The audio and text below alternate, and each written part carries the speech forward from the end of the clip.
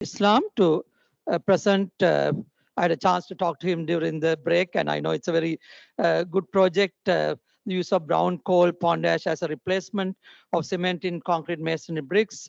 The research aims to determine the optimized mixed design of geopolymer material by brown coal fly ash, incorporating the supplementary materials. I will not read everything because you're going to explain to all of us. And it's been done. It's done at RMIT in partnership with a very important organization, AGL. I think your supervisors are here. They're very good people, I know. So we can identify with David Law, Associate Professor David Law, and Dr. Chamila. I know. So we've got two very good supervisors. So let's listen to you first.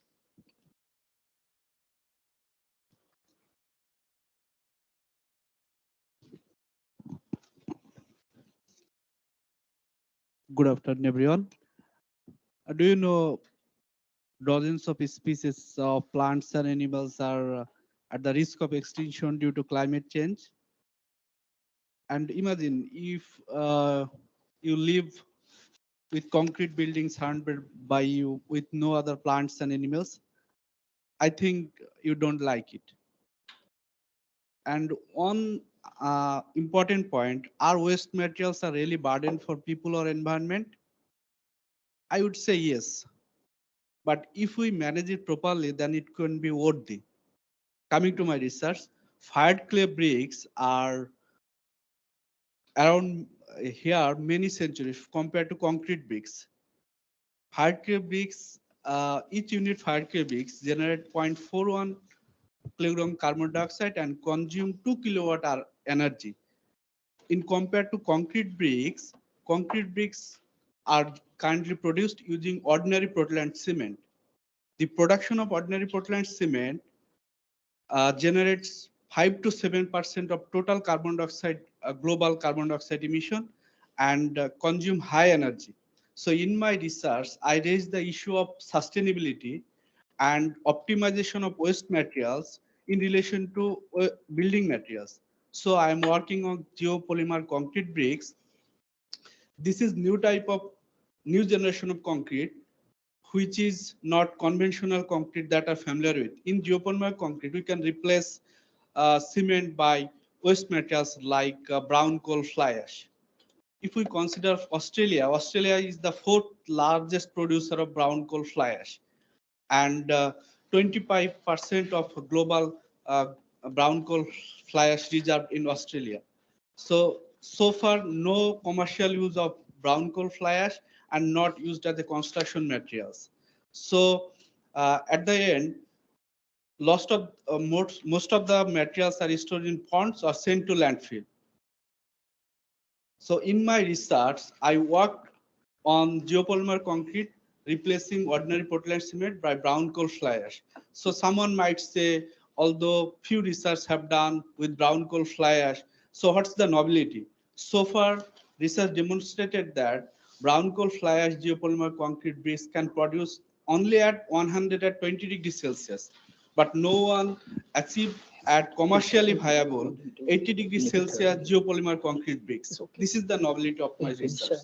And so far, we tested and we can optimize up to 70% of geopolymer concrete using brown coal fly ash.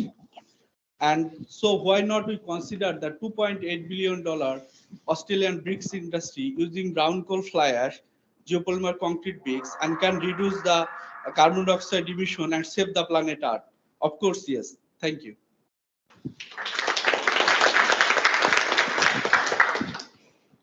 Thank you very much. I think as we discussed, very important topic covering the brown coal pond ash, which has been neglected, as we know before. Any online questions? No online questions here from the audience? Yeah. Just one question on this, Yes. until we plan some other questions, but we got a bit of time to ask questions. So the brown coal fly ash, is there we are used to the normal coal, the fly ash coming from Gladstone's. Yes, in this pond ash. Are you seeing any differences now? I think I talked to you during the break. You mentioned about the drying processes and all that. Do you already identifying any differences between the ordinary fly ash we get from Gladstone or somewhere there, but that we are used to, but with this brown coal fly ash, I think there are a few PhDs I'm aware of, very good work done by David and Chamila before some of the brown coal fly ash work. But are you seeing any, when it comes to the masonry bricks, any particular properties you think will change there? Any comments on that? Actually, so far we haven't tested the bricks because I have just completed my first year. So so far we did geopolymer concrete mortar, and we can optimize up to 70%. That means we can replace 70% of cement up to our required 15 MPa geopolymer concrete. So according to Australian standard or commercial needed. So if possible, then we will see in future. So you're focusing on the mortar for now, and I know there could be another PhD, different PhD for the to even cement bricks. You'll be looking at cement bricks as well, or probably end, not in your PhD, or you have, or you'll be in your PhD as well. And next stage we will focus on the dry mix, and then we'll move to the bricks as well. Okay, very good, excellent. That's excellent work. Thank you very much. There's online question. Sure. What's the optimum manufacturing process based on what you currently have? As I explained earlier, that we haven't go through the manufacturing process. We have to do, and the next stage is, that means third stage. So we'll see then what the optimum process will be. That's very good, because I think because of the now the thermal power plants being closed now, and get into the pond ash should be a very good option. So I think that's where to congratulate on the project. Got a question. Yes. Sure. So brown coal fire, power stations are being phased out. How long will the fly ash be around for? Like, once the station's closed, does it have an expiry date, or it just sits there until it gets used for something else? Does it decompose? Not really.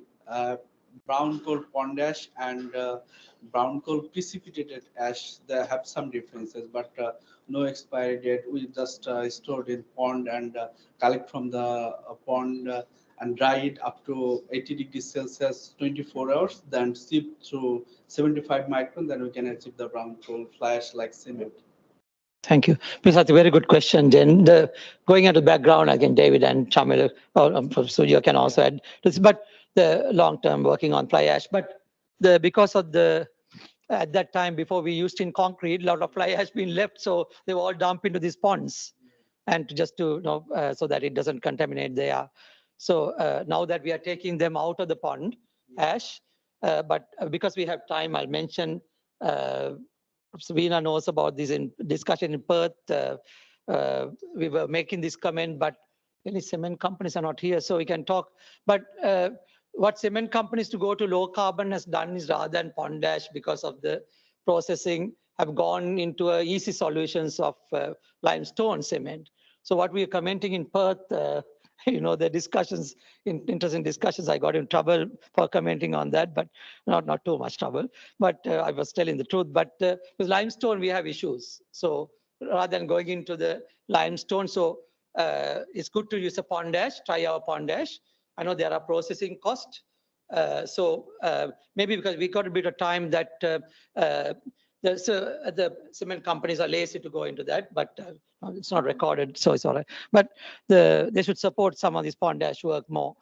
So very quickly, anything you're looking at the cost as well at the moment? Yeah, sure. Last stage.